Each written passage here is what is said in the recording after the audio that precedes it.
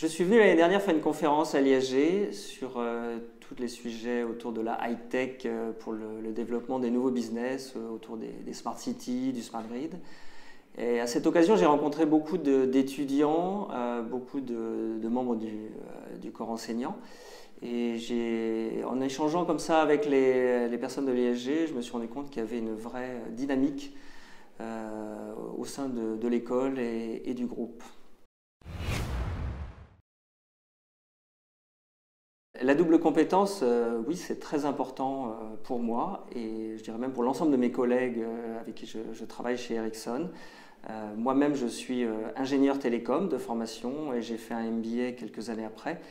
Tous les jours dans mon travail, je me pose des questions sur les solutions techniques et surtout sur l'adéquation avec le marché.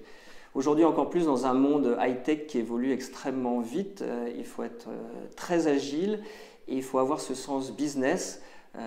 On n'est plus au temps où la R&D travaille pendant 5 ans et on lance un produit sur le marché sans savoir pourquoi. Aujourd'hui, ça fait partie intégrante de ce qu'on fait tous les jours. Aujourd'hui, quand nous recrutons des étudiants qui sortent de l'école au sein du groupe Ericsson, donc que ce soit en France ou à l'étranger, on fait attention à plusieurs choses. D'abord, je dirais une bonne culture générale, une compréhension de l'économie au sens large, des spécialités selon qu'on va dans un métier plutôt technique d'ingénieur ou une spécialité de gestion si on va dans un aspect plutôt business ou finance. Dans tous les cas, il faut une excellente maîtrise de l'anglais car toutes nos réunions se font en anglais et souvent par téléphone, donc c'est extrêmement important de comprendre l'accent des autres et de comprendre le contexte international, voir les cultures des différents intervenants. Et enfin, quand on rejoint un groupe comme Ericsson, c'est bien d'avoir déjà eu une première expérience, que ce soit un stage en France, à l'étranger ou une alternance en France.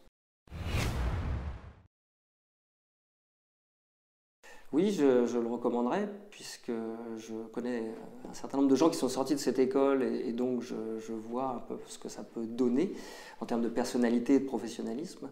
Je dirais avec le nouveau programme, c'est encore plus le cas puisqu'on est vraiment dans l'ère du temps où tous les sujets, que ce soit l'international, le numérique, la double compétence, sont au cœur du programme.